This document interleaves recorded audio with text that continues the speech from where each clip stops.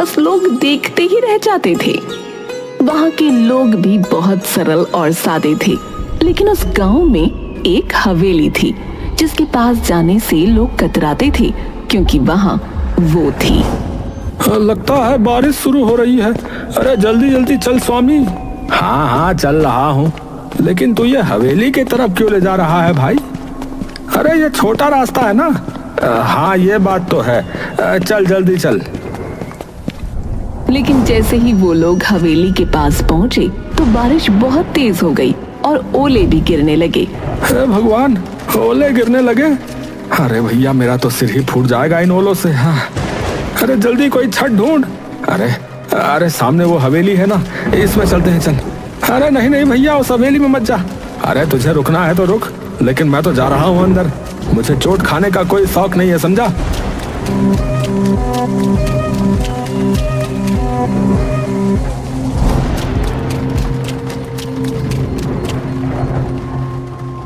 और फिर उन्होंने नजर घुमाकर हवेली को देखा। हवेली इतनी पुरानी थी जितना पुराना गांव, लेकिन इतनी पुरानी होने के बावजूद वो जर्जर नहीं थी, लेकिन हाँ डरावनी जरूर थी। अरे यार, ये बारिश के चक्कर में हम कहाँ आकर रुक गए। जल्दी बारिश रुके तो हम यहाँ से भागे। अरे भाई ये आवाज किसकी है? कौन सी आवाज है? भाई मजाक मत कर यार। ये कौन आ गया? ये कौन आ गया? ये कौन आ गया? उन लोगों ने घूम कर देखा तो हवेली के एक कोने में अजीब सी बुढ़िया बैठी थी, जिसके सफेद बाल खुले हुए थे और वो कुछ बड़बड़ा रही थी। दोनों डर से कांप उठे और फौरन बाहर भागे। बाहर अभी भी ओले गिर रहे थे, लेकिन इस बार वो ओलों की चोट खाते हुए अपने घर की तरफ भाग गए। भैया राम, भैया लोग सही कहते हैं सोनी। अरे वहाँ कुछ है भैया। भैया मैं तो कसम खाता हूँ अब उस तरफ नहीं जाऊंगा भैया। पूरनपुर गांव में कुछ दिन बाद एक बड़ी अजीब घटना हुई। गांव में 4 नए लोग पहुंचे, एक नौजवान जोड़े के साथ 2 नौजवान लड़के और।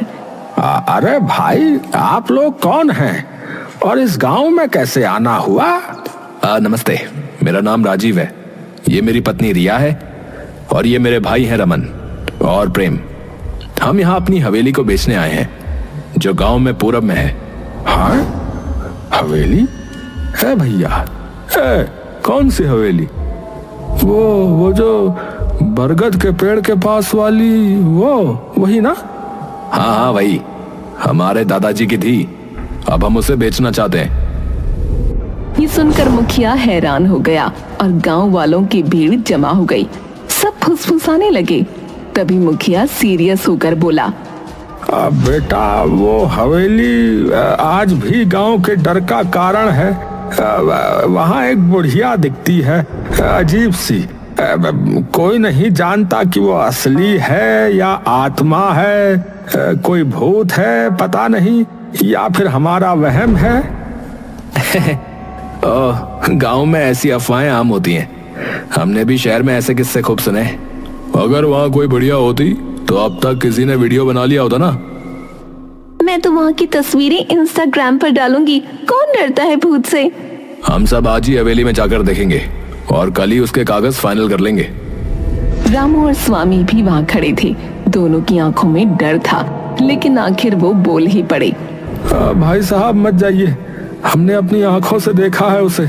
वो औरत इंसान नहीं लगती। हाँ उसके पास जाने से जान पे बनाती है। हाँ बता रहा। अगर वो हवेली मेरी है तो मुझे ही देखना चाहिए ना कि उसमें क्या है। ये कहकर वो चारों हवेली की ओर बढ़े। जैसे ही वो हवेली के पास पहुंचे, सबने उसे निहारा। हवेली पुरानी जरूर थी, लेकिन उसकी दीवारों पर एक अजीब किस्म की चमक थी। वाओ, ये हवेली तो किसी राजमहल जैसी लगती है। इतनी मजबूत दीवारें, कितनी भव्य है। यार ये बेचेंगे तो करोड़ों मिलेंगे भाई। चलो अंदर चलते हैं, मैं तो इसका वीडियो बना रहा हूँ।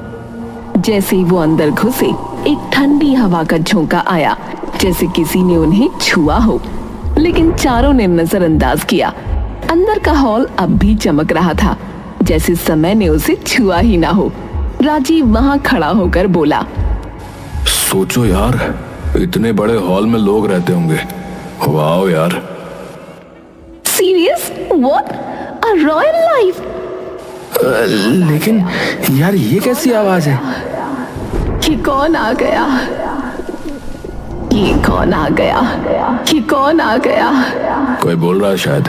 चलो उस तरफ चलते हैं, देखती हूँ कौन इतनी एक्टिंग कर रहा है। चारों उस कोने की ओर बढ़े, लेकिन वहाँ कुछ नहीं था। तभी चमगादड़ों का एक झुंड छत से निकला। रिया चीख पड़ी।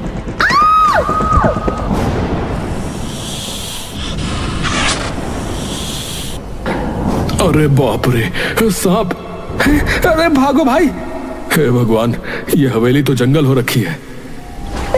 अफवाहों का भूत और असली जानवरों का आतंक। राजीव, रिया, रमन और प्रेम हवेली की सुंदरता और रहस्यमयी माहौल से प्रभावित होकर वहां से निकलने ही वाले थे कि अचानक हवेली के अंदर एक अंधेरे कोने में कुछ हिलता डुलता दिखा। सभी की निगाहें उस कोने की ओर मुड़ी। वहां एक औरत बैठी थी, उसी हवेली की वही रहस्यमयी बुढ़िया जिसकी बातें गांव वाले करते थे। खुले सफेद बाल, सूखी सिलवटों वाली त्वचा और पथराई आंखें। वो देखो, वहाँ कोई है। चलते हैं। ये वही बुढ़िया लगती है। नहीं यार, अब जब सामने दिख रही है तो बात करनी चाहिए। रिया साहस करके धीरे धीरे उस बुढ़िया के पास गई। जैसे ही वो पास पहुंची, बुढ़िया अचानक कांपती हुई खड़ी हो गई। आप कौन है? यहाँ क्या कर रही है? तुम लोग क्यों आए हो? यहाँ क्यों आए हो? यहाँ कोई नहीं आता, फिर तुम क्यों आए हो? हम इस हवेली को बेचने आए हैं। ये हमारे दादा की हवेली है। और आप? मैं खजाने की रखवाली कर रही हूँ। खजाना? हाँ, बहुत साल पहले मैंने इस हवेली में खजाना छुपाया था, पर अब याद नहीं कहाँ रखा है, कहाँ दफना दिया, समझ नहीं आता। बुढ़िया के खजाना शब्द ने चारों के मन में एक साथ बिजली की तरह लालच जगा दिया। उनकी आंखों में अब हवेली की कीमत से ज्यादा उस अदृश्य खजाने की चमक तैरने लगी। अगर ये खजाने की बात सच हुई तो हम करोड़पति बन सकते भाई। और जब खजाना मिल जाए, इस बुढ़िया को यहाँ से निकाल फेंकेंगे। डराने के अलावा करते क्या ये? बिल्कुल भाई, पहले मिठास फिर लात। हाँ, चलो खोजना शुरू करें। अम्मा, वो खजाना कहाँ है? क्या पता। वो सब लोग पूरी हवेली में खजाना ढूंढने लगे। बुढ़िया भी दीवारों को थपथपाती, जमीन को सूंघती, जैसे कुछ याद करने की कोशिश कर रही हो। लेकिन 4 घंटे तक पूरी हवेली छान मारने के बाद भी कुछ नहीं मिला। अब तो रात होने वाली है यार, कुछ नहीं मिला। शायद ये औरत पागल है। हम कल फिर आएंगे, तब तक आप याद करने की कोशिश करना कि वो खजाना कहाँ है। चारों लोग गांव लौट आए। गांव वालों को जब ये पता चला कि उन्होंने बुढ़िया से बात की और खजाने की भी बात सुनी, तो पूरा गांव भौचक्का रह गया। क्या तुमने उससे बात की? उसने सच में खजाने की बात कही?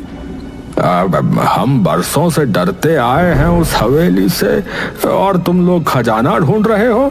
अगर सच में खजाना हुआ तो हम सबको फायदा होगा। फिर कल चलो हमारे साथ। अगर कोई खजाना मिला तो हिस्सा मिलेगा। गांव वाले पहले तो हिचकिचाए, लेकिन हिस्सा शब्द सुनकर उनकी आंखों में भी चमक आ गई। अगले दिन राजीव, रमन, प्रेम, रिया के साथ गांव के 10-12 लोग भी हवेली पहुंचे। वो देखो भाई, वही बुढ़िया। हे भगवान, मुझे यकीन नहीं हो रहा है, मैं यहाँ वापस आ गया। चलो सब, आज इस हवेली का कोना कोना उलट डालो। चलो। लोगों ने हवेली के हर कोने को अच्छी तरह देखा, यहाँ तक कि बाहर बगीचे में खुदाई भी शुरू कर दी। कुछ घंटे बीते, लेकिन कहीं कुछ नहीं मिला। तभी रामू की नजर हवेली के पिछले हिस्से पर गई, जहाँ छत का एक हिस्सा टूट कर गिरा हुआ था। अरे ओ भैया, इधर आओ, देखो। अरे यहाँ कुछ है शायद। कहाँ? अरे ये मलबा हटाओ, इसके नीचे कुछ है।